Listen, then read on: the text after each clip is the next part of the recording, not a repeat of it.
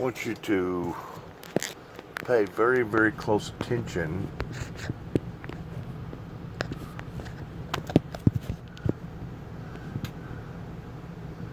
and how that they word the wording in regards towards violence and nonviolent protest. How they mix and mingle the differences between people who are just protesting about things that people are very angry about or want to see changes, versus people that are looting, burning down buildings, and occupying spaces that they shouldn't be occupying. Listen to the craftiness, the cleverness of the way that they manipulate the truth in regards towards what is going on right now with our nation being in crisis. In actuality, it's not a Trump crisis. It is an American crisis that stems from the coronavirus pertaining to the aftermath that goes on whenever you have so many people that has lost their jobs and they're fixing to shut off the lights. People can't make ends meet. But listen to how that these commentators twist and manipulate the truth from going from factual to non-factual. And if you're not clever enough to witness what they're trying to do here, you yourself will get caught up into a frenzy to the point that you'll start wondering what's going on. Now, whenever it reaches the level that our government is nothing more than a tyrant in bringing unjust due to their citizens, then I'll be one of the first ones to step up to the plate and say, you know what, what's going on here is wrong. Because what has went on in my personal life in the past has been wrong, pertaining to how various government officials, regardless whether it was state, local, or federal officers, wanted to try to implement me as me being the bad guy. And that's not only with officers, but it's also with politicians and judges and mayors, etc., right here where I'm living at in Weakley County, Tennessee. But as of right now, this occupation movement of these people that are taking over various areas, I believe, reaches the level that somebody needs to do something about it pertaining to these federal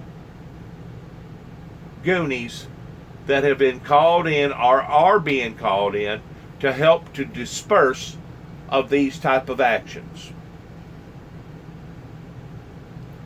There's no doubt Miss Lightfoot in Chicago has failed to bring stability.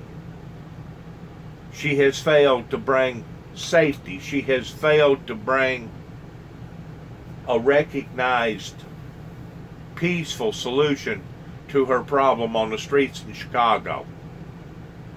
And because of it, she deserves to step down.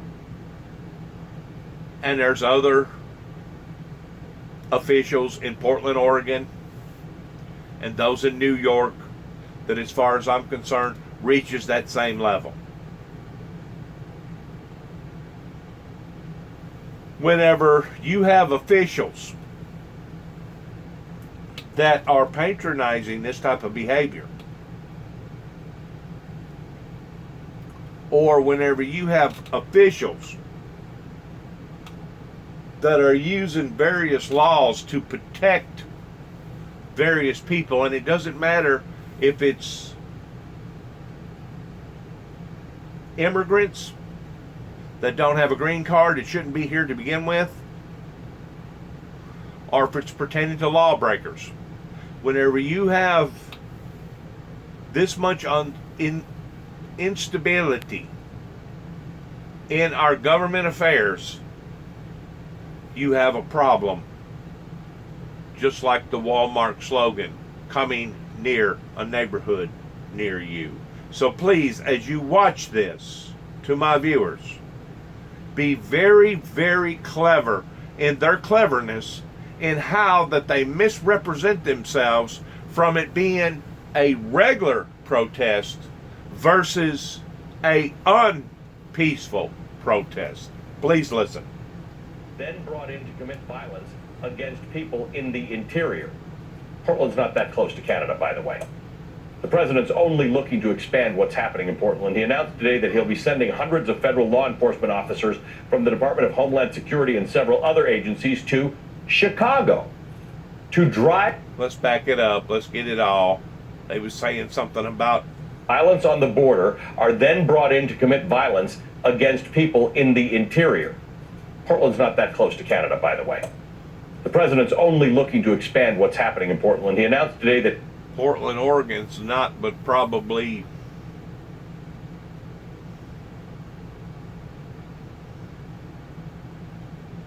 I'm just estimating. I don't know for sure. I hadn't looked at the map, but I'm going to say it's less than 150 to 200 miles away from the border. I mean, once more, I don't know how you classify close. Is classify close 2 miles away from the border, or is classifying close 200 miles away from the border? I mean, I'm pretty sure that everybody can agree that 2,000 miles away from the border isn't close. But once you get up into the 100 range, less than a 200, maybe 100 miles away, then I would say you're starting to get close to the border. That's just my opinion about close now. he'll be sending hundreds of federal law enforcement officers from the Department of Homeland Security and several other agencies to Chicago to drive down violent crime. Part of an initiative called Operation Legend. It's going to be coming to additional cities soon, according to the president, including Albuquerque, New Mexico. A key part of our Constitution is the protection from the tyranny of government. Where are all those Second Amendment people? That's what they're always carrying on about, protection from the tyranny of government. Have they got anything to say about Portland? The idea that our federal government is using the guise of law and order, bringing in agents to suppress protest, should be shocking to everyone's sensibilities. It is anti-American. See what I'm saying? He didn't say violent protest or unlawful protest. He just used the word protest, taking things out of context that has stirred this type of movement coming from the federal government or federal agencies to begin with. You got to be really, really careful in how you listen to some of these commentators that are only telling half-truths. They're not telling the whole truth. If he was really telling the whole truth, he would tell what has stemmed the federal government in bringing down this type of tyranny. They're not coming down upon to peaceful protesters as long as you want to stand out there with a sign and a symbol and tap around on a pail or a bucket in masses. I don't care if it's 100 or 1,100 or 100,000. They don't care as long as you're not burning down buildings and you're not shutting down interstates and you're not bringing havoc to the people around you in these regards. It's called a peaceful assembly. But whenever the assembly is no longer peaceful, then the people have a right to order the federal government and say, these people are no longer conducting themselves in a peaceful form in trying to deliver or distribute their message out to various government agencies. That's whenever Big Brother comes in with the goon squads, and hopefully it won't escalate into something even major as far as something worse, because whenever you have this type of disruptions in our society, it could actually lash into the military, to where the military would get involved in siding towards what side that the military wanted to be on, and the next thing you know, it could clash into something major as far as basically a civil war. I mean, you go from water cannons to rubber bullets to the real deal sometimes.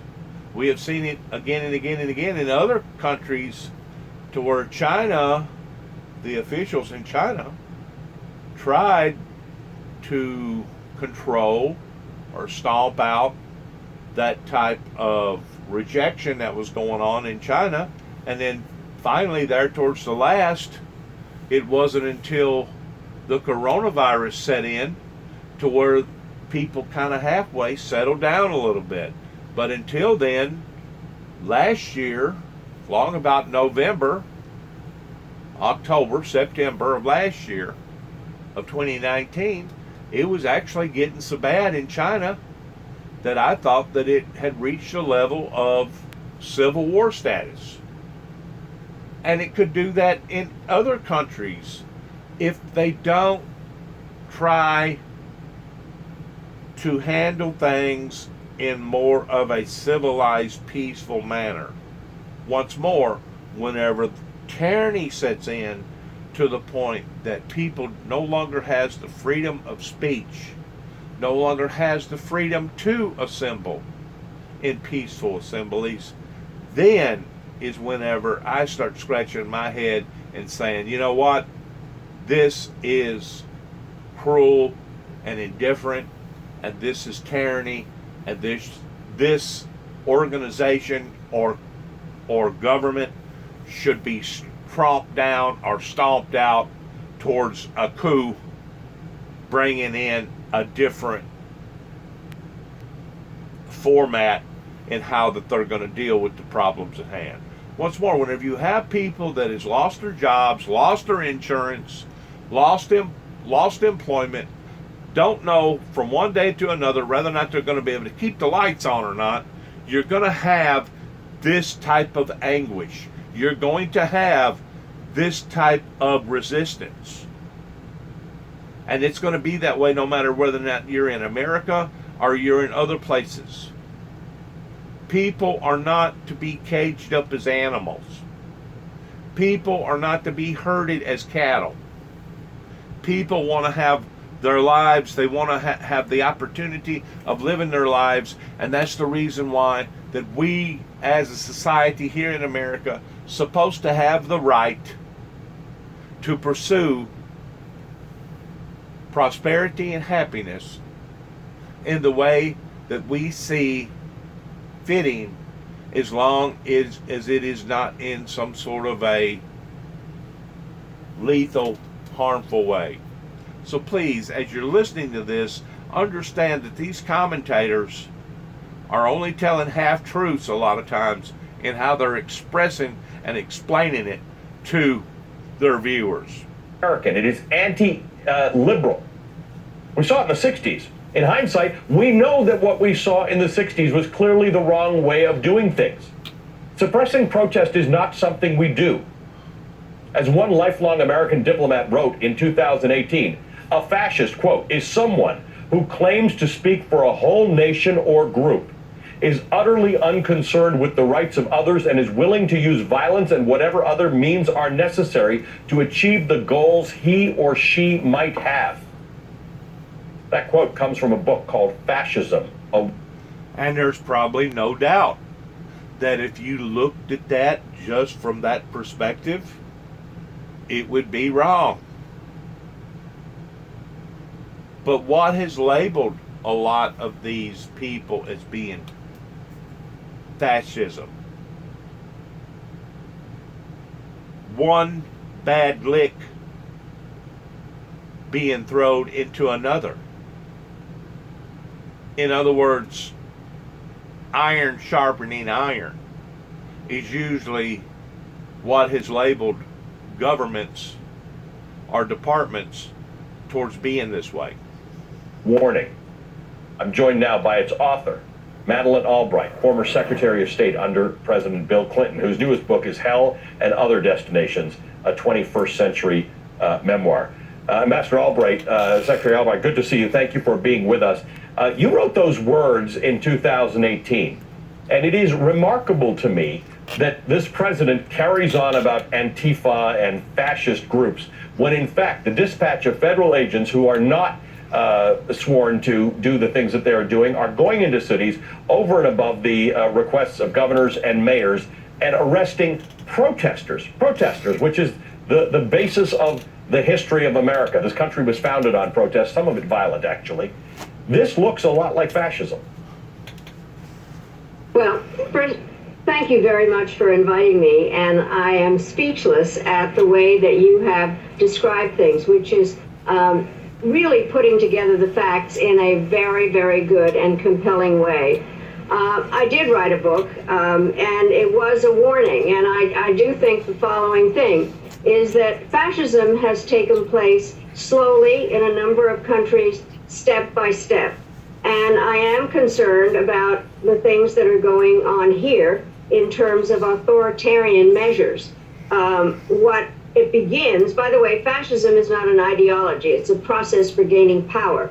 And it does begin by exacerbating differences among people and setting one group against another, calling the press the enemy of the people by somebody who thinks he's above the law. And so I do think it's important to point out that it's a step-by-step process. And by the way, the best quote in the book is actually from Mussolini, who says, if you pluck a chicken one feather at a time, nobody notices. So I've been concerned about all the feather plucking that has been going on. And I do think it's important to call it out. And for a president and an administration that calls itself law and order. And there's no doubt, what has went on in my life, I can consider me being one of those feathers of somebody that wanted to step out, be boisterous, be basically a Martin Luther King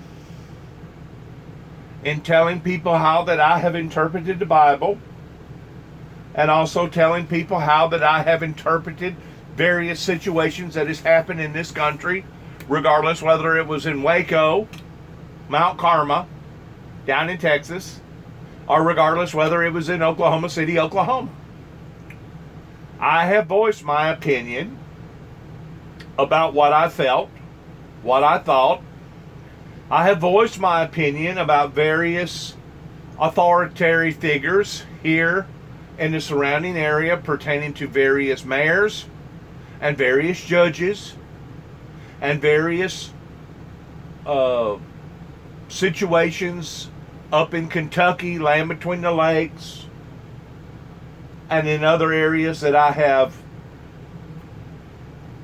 been misunderstood in the overall concept of what I stood for to begin with, which was peace and utopia.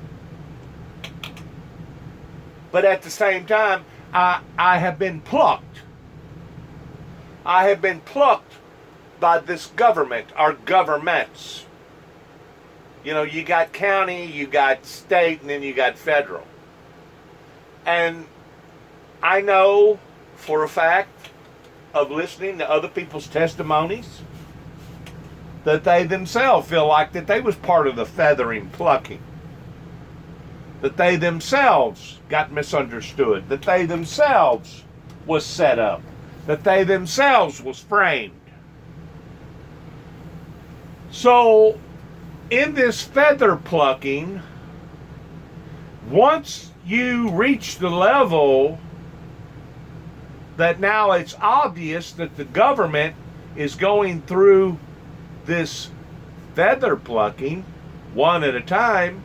And when you get everybody at the table at the same time towards discussing their feather plucking pertaining to the Me Too movement, then is whenever you hear the whole truth, nothing but the truth, so help us God. So, as a spectator, I can see where the government or governments have been in the wrong in my personal life. I can see where the government or the governments have been wrong in other big issues going on throughout the country.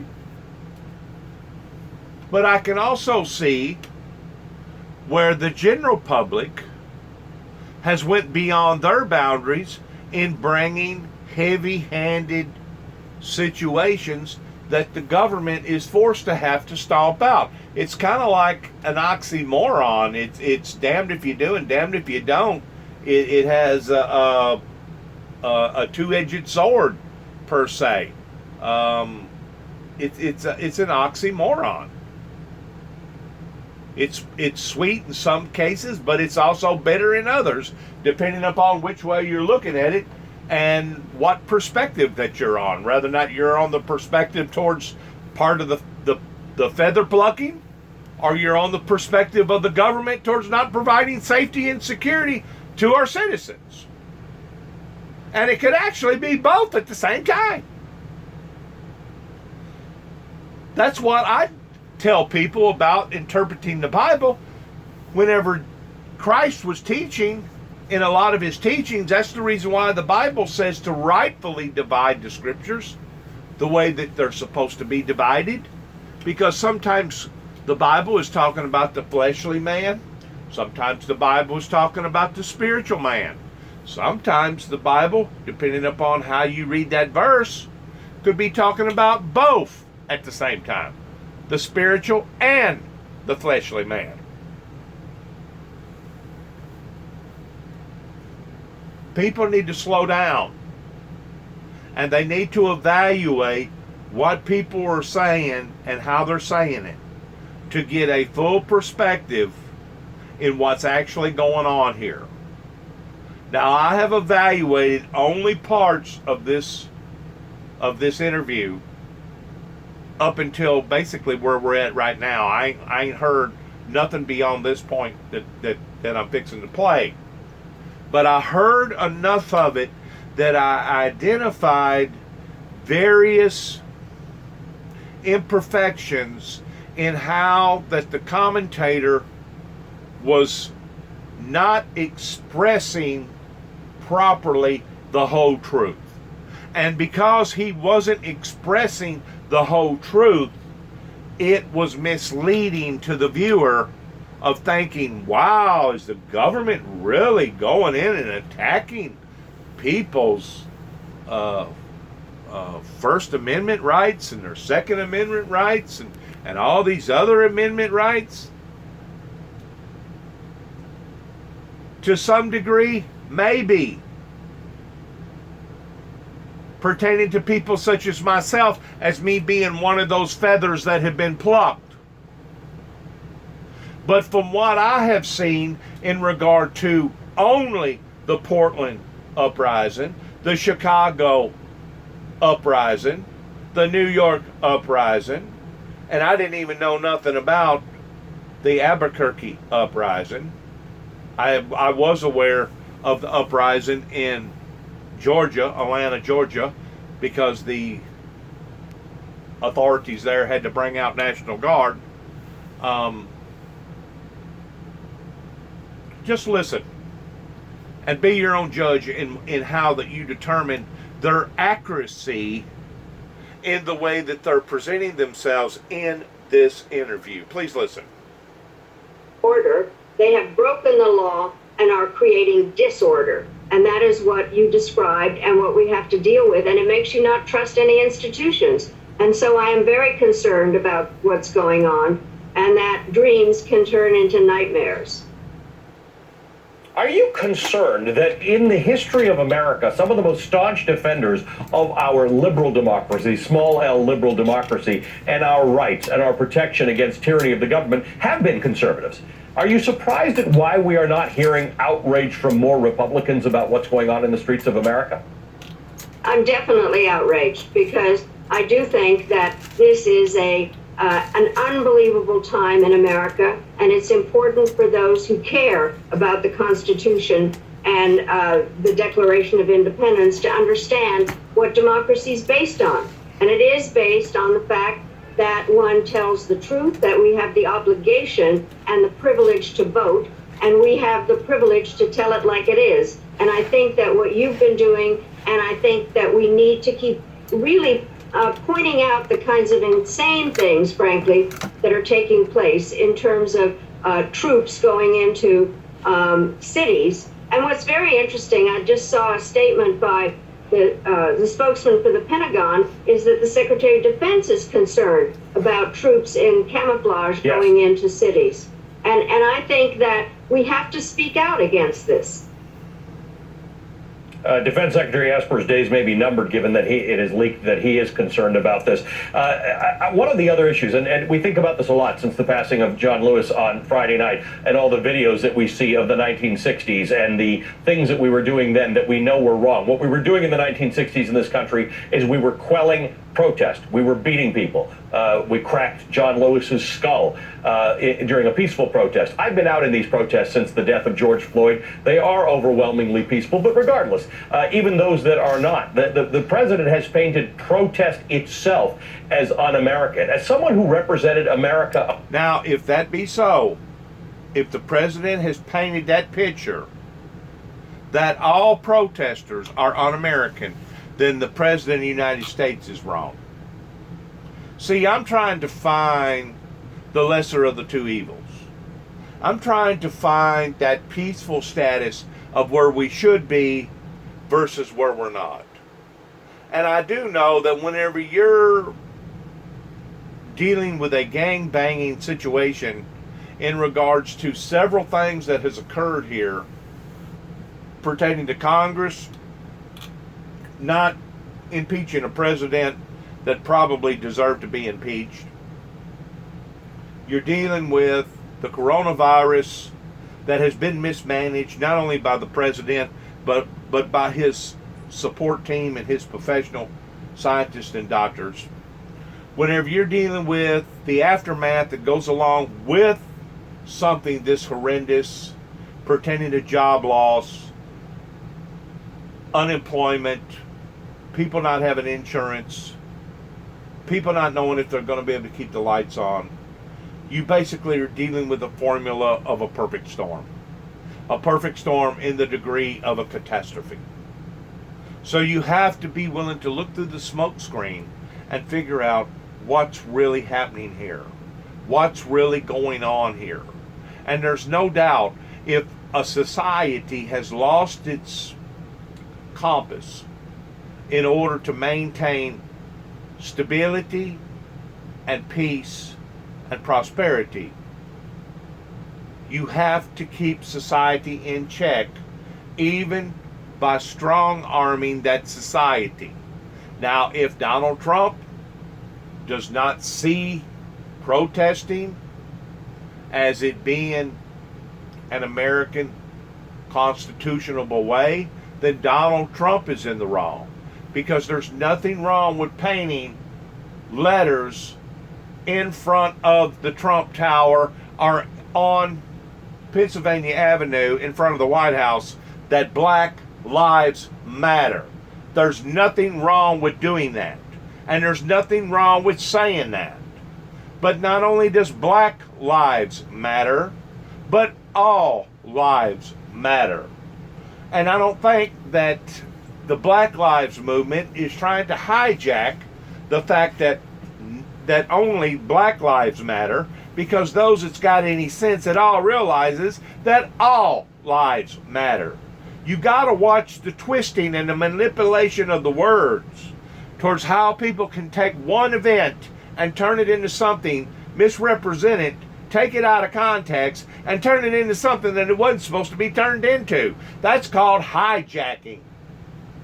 And you've got bad actors out there that wants to do this with a good, honest movement pertaining to the protesters that are trying to display their sadness, they're trying to display their anger, they're trying to display their unhappiness, and then all of a sudden you got people that want to come in and hijack that movement towards bringing in violence or doing stuff that they shouldn't be doing.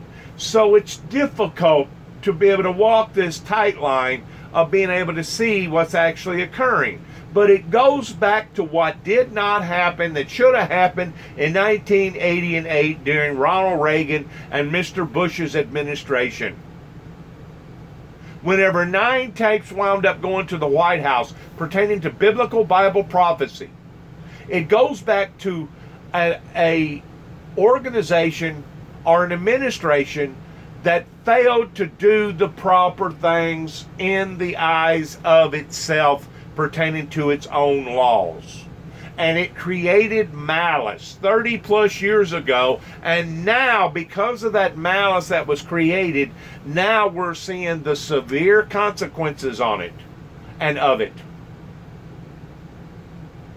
And people like Tommy Moore and Mike Wilson and various major law enforcement people around in this area, as well as governors and mayors, was aware of this, and preachers was aware of this, and they failed to they failed to equally present it and distribute it out to the general public in a fair manner, and because of it, now total chaos has erupted, which gives me my platform, listen to me, which gives me my platform towards me being able to stand up and point my finger and basically say, nanny, nanny, boo, boo, nanny, nanny, boo, boo, you didn't listen, you didn't want peace, you didn't want to support me, you didn't want to get in behind the windmill ministries,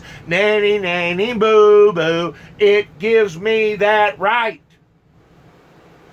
that I'm entitled to towards pointing my finger at the courts and pointing my finger at the churches and pointing my finger at the politicians of saying that all of you have failed the American people, regardless whether you was Democrat or Republican. But most importantly, the church sector has failed to bring forth the true identity of biblical Bible prophecy. That's the platform that I stand on, as me being one of those feathers that was in the process of the plucking. And I do understand her concept in the fact that if you pluck one feather at a time, nobody has a tendency of noticing it. But whenever you bring all those feathers into the same atmosphere and you start hearing everybody's story that has similarities to somebody else's story, you start putting the pieces together. It's like, my God, maybe there is something to this individual story towards not only what went on in 30 years ago with 9 tapes that wound up going to the White House that he can prove that wound up going there. Maybe there is something to this individual story pertaining to biblical Bible prophecy, to the point that he spent so much time and so much money and worn out so many automobiles in trying to issue out his message before the people.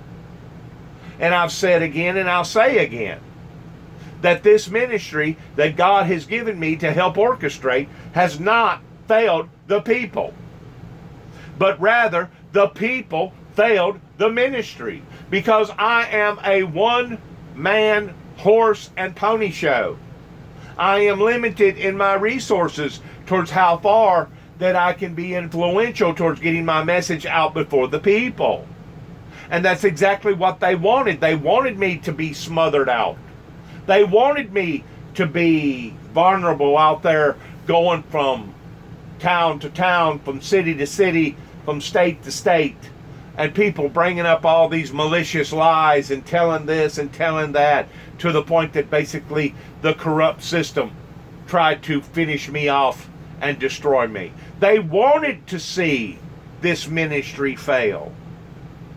And because they wanted the ministry to fail, now it's went full circle after 30 plus years, and now not only has the ministry not grown, I ain't going to use the word failed because I'm still living.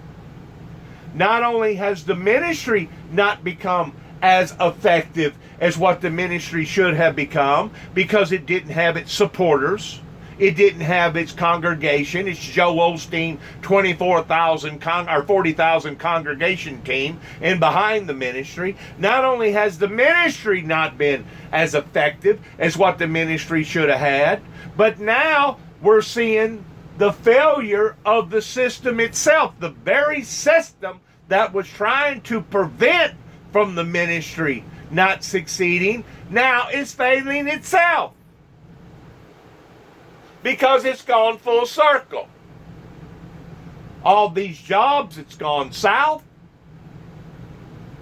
All this NAFTA deal pertaining to giving jobs over to Mexicans and people over in China and India and people that can make and manufacture things a whole lot cheaper than what we could, because we got the cart in front of the horse pertaining to our labor industry that was way out of sight over here. I mean, how can you afford not to see, whenever you're paying somebody $60 an hour plus benefits up in Waukegan or wherever that they make General Motors, wherever that they're at,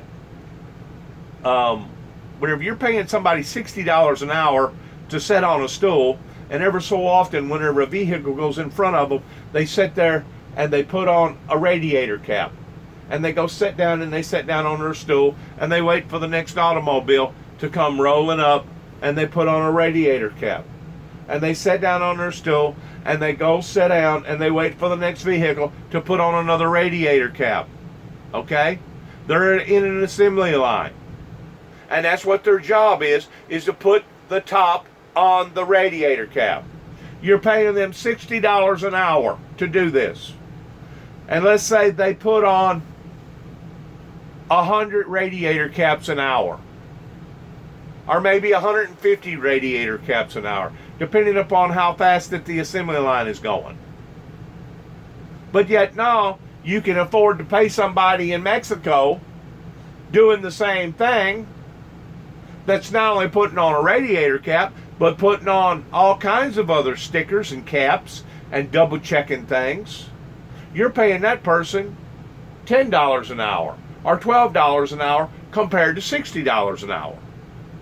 Now you tell me what went on here. America got ahead, got the cart in front of the horse pertaining to competing with a global society. And because we couldn't compete with a global society, because we had all these unions that was asking for all this money pertaining to General Motors, and I'm just using this one thing from General Motors as a illustration. But whenever you have a society that is that far out of balance and compared to the rest of society, you're going to have chaos like we're seeing right now towards basically we the people being sold out or feeling like that the carpet has been pulled out from underneath us, that is going to cause that much more anger, and it's going to cause that much more anxiety in people's lives pertaining to the working class and the poor class.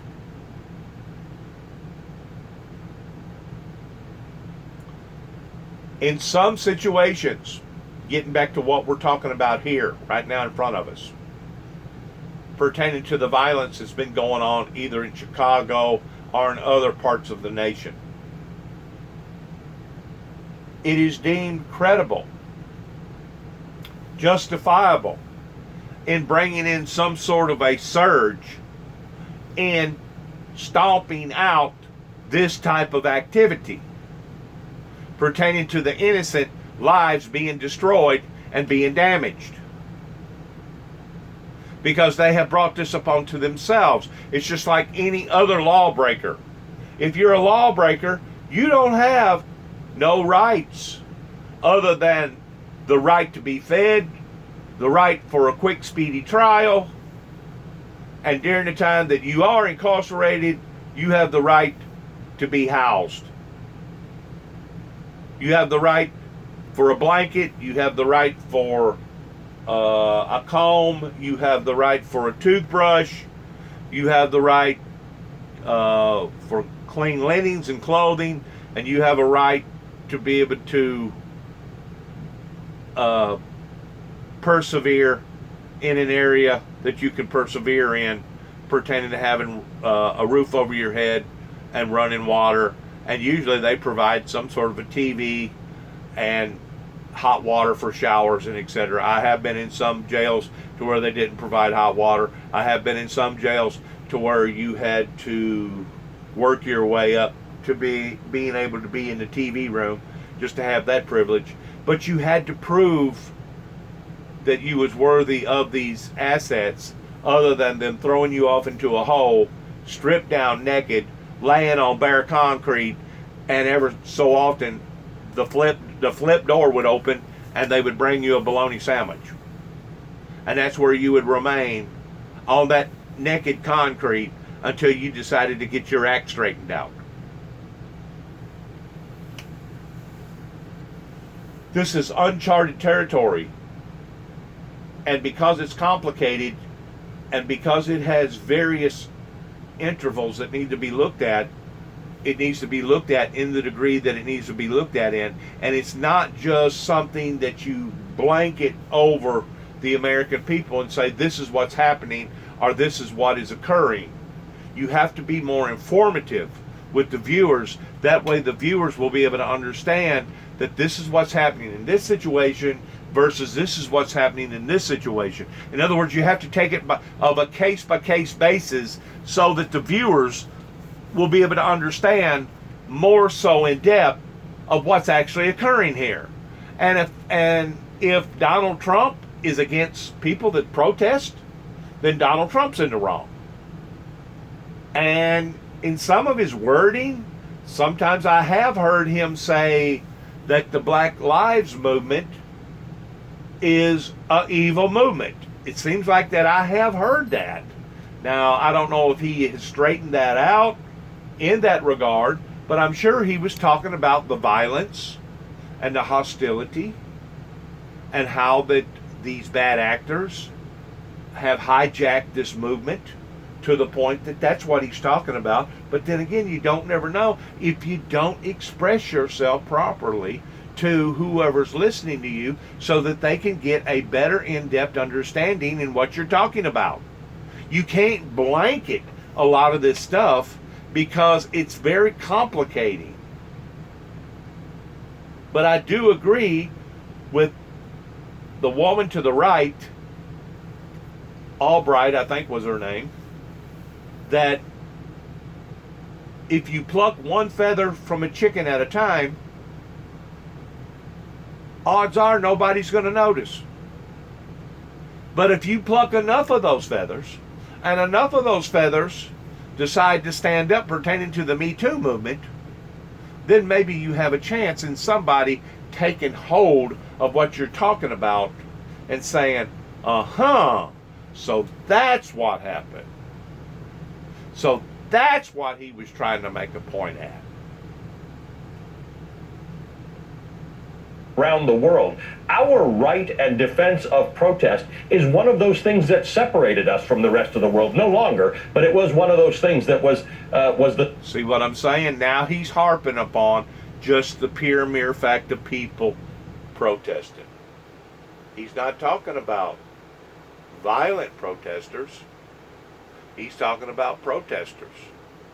So they are complicating, these commentators are complicating matters because they're not pronunciating their words in the proper form that the viewers can truly take hold in what they're trying to say. And really it becomes to the point of fake news. It becomes to the point of basically lying in front of the camera because you're not expressing yourself properly so that people can understand you properly. And of course, whenever somebody calls them on the carpet and they go back and they look at it, well, that's not what I meant. Well, they took it out of context. Well, this and that. Well, it's got to do with the commentator. You have to express yourself the way that you need to be, the way that you should have expressed yourself pertaining to that particular subject so that people can identify in what you're talking about. Once more, you got two different entities here. You got a protest entity that is fine and dandy as far as I'm concerned, just like painting yellow words in front of the Pennsylvania Avenue that says Black Lives Matter. There's nothing wrong with that. Versus an entity of a violent protest. You got two different entities. Is he expressing and explaining it that way to the viewers? Nope. He's just spewing out a bunch of words, which makes people like this as much of the problem as they are the solution to the problem. Because they're telling half-truths. They're manipulating what they're actually distributing out to the viewers for the viewers to understand. Standard of America, that protest is inherently American. I fully agree, and it is what democracies should allow and must allow. And I do think, having watched a lot of the ones that were taking place in Lafayette Square or really on Black Lives Matter Plaza, that it was peaceful. And I think that it is the... Now, in that particular incident that happened in front of the church, I agree with what they're talking about on this one particular incident. The protesters was peaceful. And because Donald Trump wanted to go out and do some sort of a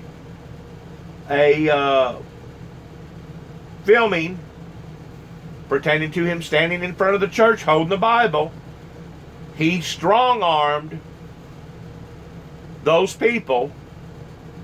He hijacked that moment and brought in all that heavy artillery towards tear gas and those cannons that give out that loud noise, and basically strong-arm those people completely out of the way so Donald Trump could get his way. So in that particular incident, what they're talking about right now is correct. But you can't compare all the incidences just to that one incident, because Donald Trump has not been in Portland, Oregon, the way that I understand it. Donald Trump has not been to Chicago and trying to stop a lot of that hostility and violence that's going on. The way that I understand it, Donald Trump has not been to New York City, where they just got through breaking up a crowd of people that was causing chaos and an unhealthy environment. Donald Trump has not been to Albuquerque, where I guess total violence is set into the streets on the same manner. So they're mixed managing what they're saying to the general public to the point that the general public can't keep up with them. The viewers can't keep up with these commentators towards what they're saying and why they're saying it in the context that they're saying it in. And because of it, they're spreading lies. Fake news is the way that it will be interpreted by people such as myself, unless you're smart enough to figure out what they're saying is out of context. What they're saying, in a lot of ways, is taking things out of context. So you have to be brilliant enough to overcome their brilliantness, the way that they're presenting their story, and interpreting these matters the way that they need to be interpreted. Deliberate aspect of really forcing people in order to disobey the law. I mean, it's crazy. The adjectives or the nouns that are being used about those who are peacefully protesting, and then the way that it is being stopped is un-American. And that is what really bothers me. You know, I was not born in this country, and I describe myself as a grateful American. This is not the America that we need to be really understanding now and dealing with what is truly the systemic racism that's been going on, and that there has to be a better effort by those of us who care about democracy and voting to call it out and not be put down by those who call us other names. Secretary, thank you for joining me. Thank you for your time. Thank you for the warning that you gave us about what we are starting to see. Madeleine Albright is the former Secretary of State and the author of Hell and Other Destinations, the 21st Century Memoir. I want to bring in my friend, Dr. Ezekiel Emanuel, who is a health policy advisor to the Obama White House. He's also the author of a new book called Which Country Has the World's Best Health Care? Spoiler alert. I mean, I think you should read the book to find out, but, you know, spoiler alert, it's not the U.S. Zeke, good to see you, sir. Thank you for being with us.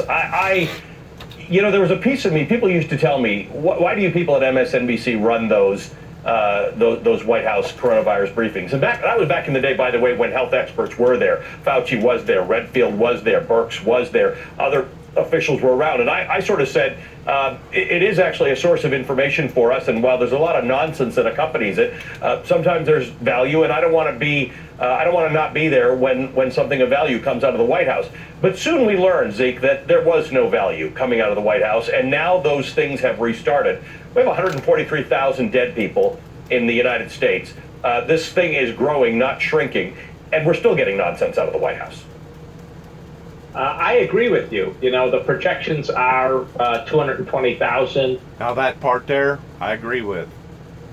We're getting nonsense out of the White House in handling the coronavirus problems here in America. By the University of Washington, by November 1st, I suggested that by the end of the year, we'll have 250,000 people dead from COVID, and that's probably an underestimate. And the president seems unable to actually deal with the problem. We're in problems testing because people aren't getting results back for days and days, 2 weeks, when literally, if you get it back 2 weeks later, the test results literally worthless. It doesn't inform you at all. We've got the death rate going up. We've had just yesterday 1,000 people die. That hasn't happened since the start of the month. We are losing control, and we don't have an organized plan to address the problem now and bring the transmission rate down, or to distribute the vaccine if in fact we get a vaccine. It's Let me ask you, Zeke, let's just talk about something you just mentioned there, the delay in the test results, right? It's not as good a bumper sticker as some of the things about people saying more testing, or the president carrying on about how we test more than anyone on Earth and several other planets. The issue here is you need to test so that you can either trace or isolate people. And if you don't get your test for 5 to 7 days, and in some places in the United States it's 7 days, you've missed an opportunity to take people who may be asymptomatic but spreading this illness to lots of other people. You've missed that opportunity to either stop that or figure out who they've been around. Absolutely. And you've also had the situation where even if people are symptomatic, they may not actually believe that they have the virus, and so they'll go about their regular activities until they get confirmation that they're actually COVID positive. It also relieves people of who are in isolation and who test negative, so that they can go out and resume whatever activities they were participating in, maybe engage with the rest of their family. It's very important to have timely results, and this delay, which was predicted by many experts because of the supply chain problems, because not putting in enough machines to actually run the tests. This administration has not solved it. The president put Jared Kushner in charge, and he didn't solve it. Zeke, tomorrow we were supposed to hear testimony from Dr. Robert Redfield and other officials at the CDC about how to get back to school. And the CDC, as you and I have discussed in the past, has detailed guidelines for these things. People actually studied it. There are ways in which certain municipalities and school districts can make decisions. We're not going to get that information. So basically what we're getting from the White House is go back to school or get your funding cut. I think you and I have talked for months about the fact that everybody thinks people should be back to school and colleges should be operating and people should be getting their education, but not without proper deliberation. What does success look like in terms of getting people back, getting kids back to school? So we do need to get kids back to school for all, educational reasons, socialization reasons, to get the economy started again. You need to open up schools only when you've got the transmission rate down sufficiently low and there's not a wide prevalence. You need to have spacing in school. So probably maximum of 15 kids in a classroom. You need to have safe distribution of food because a lot of kids get their nutrition in food. So probably pre-packed meals delivered to classroom. Other activities like sports, not going to happen because they're too high risk. Band, drama, choir shouldn't happen. They're too high risk. We also need to think about how to get kids to school. Stagger the opening. Probably have them driven by their parents is probably the safest way if they can't walk or bicycle to school. And we also, as you're nicely demonstrated, you need to have kids in masks or in face shields. You need to have hand hygiene very regularly. But doing those things, you can open safely. We've seen it in other countries. On the other hand, if we pack kids into classes, we don't have proper air ventilation, we're just going to explode the virus again and have a very large number of cases. But you can do it safely. Exactly. You're just going to exacerbate the problem. I understand and I agree with it. And the important is we have to do it safely. On this particular issue, the way that they're explaining it and the way that they're breaking it down, I totally agree with what this individual is talking about here. Donald Trump told us today, I'm not going to play it for you, but Donald Trump told us today that kids don't transmit easily, and a lot of people are saying they don't transmit. See, good to see you, as always. That's part of the problem also in regards of what they're talking about in this problem, that Dr. Trump is not a doctor. Dr. Trump needs to quit acting like a doctor because Dr. Trump is one of the reasons why that it has complicated and exacerbated this problem to the point that now we're seeing such high casualties because we did not take these matters serious enough to do the proper steps that some of these countries is doing that has a whole lot better results than what we have. Thank you for joining me, my friend, Dr. Ezekiel Emanuel at the University of Pennsylvania. Coming up next, did the president use the power of his office to try and inject a major cash flow into one of his failing golf courses? What lead impeachment manager Adam Schiff makes of this new report next. Cranky pated. That scene right there is the scene where they went in front of the church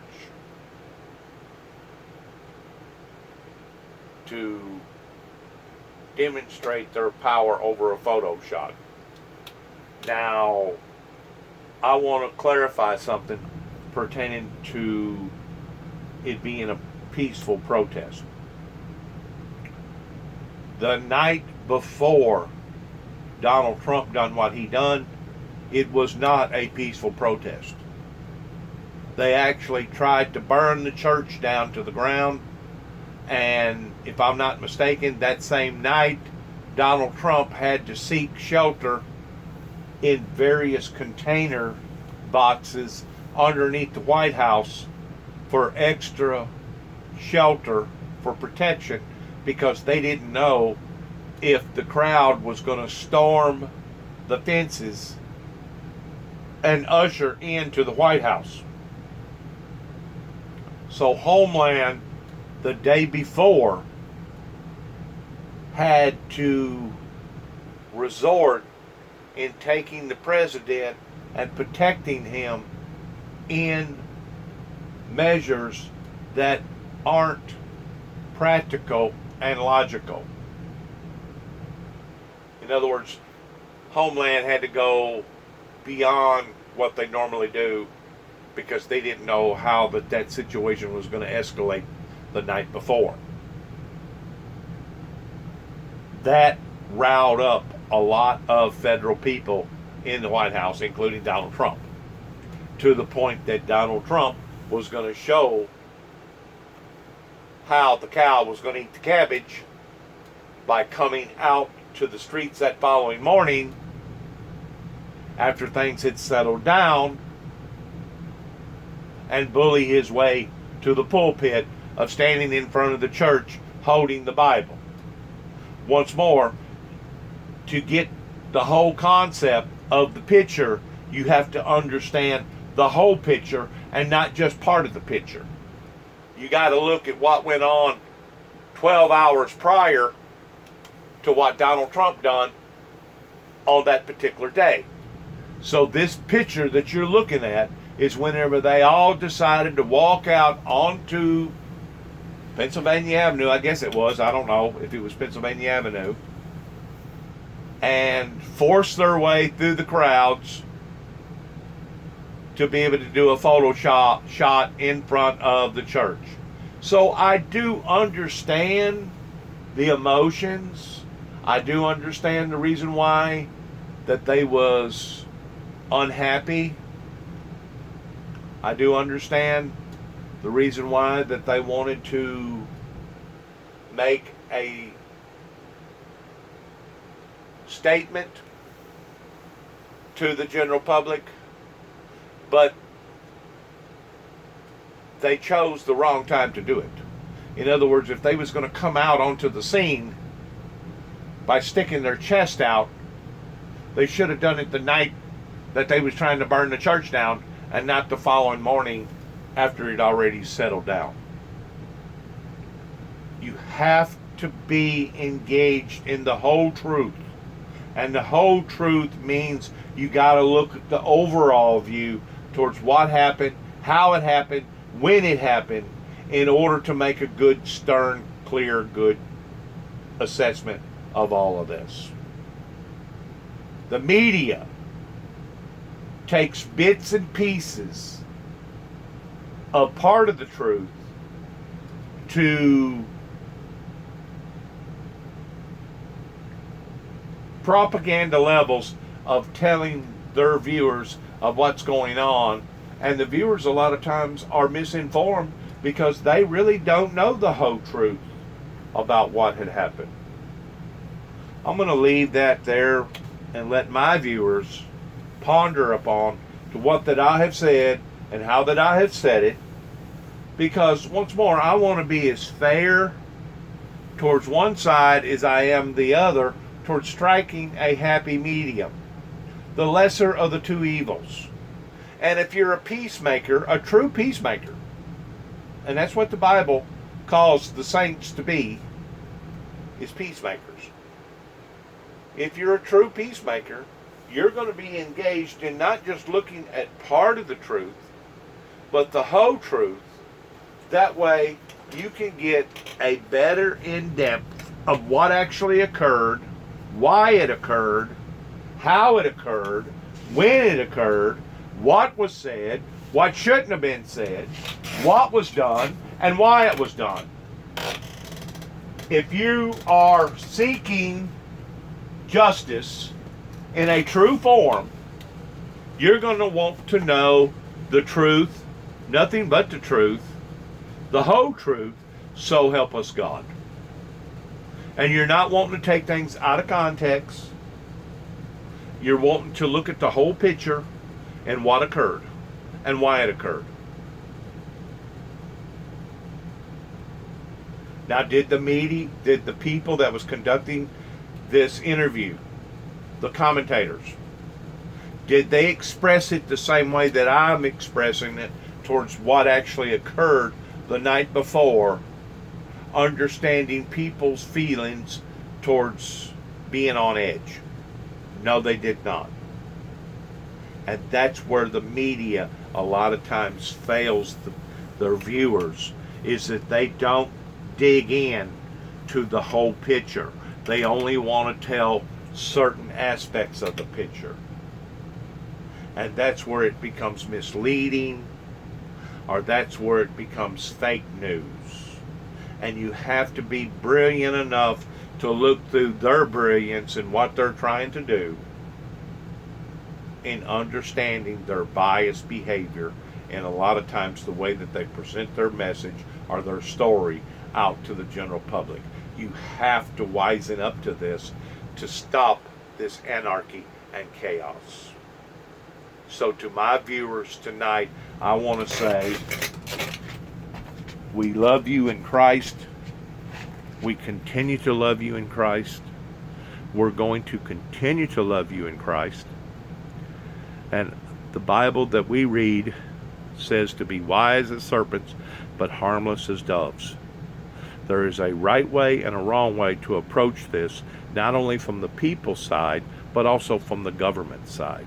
So please, if we're going to see utopia, if we're going to see peace, if we're going to see prosperity in the way that the Bible intends for it to be, we're going to have to wisen up to the devil's tricks. We're going to have to wisen up to these tactics that the devil's using against us all to keep us divided and separated. Thanks again, and good luck to my viewers, and good luck to all of us, and shalom.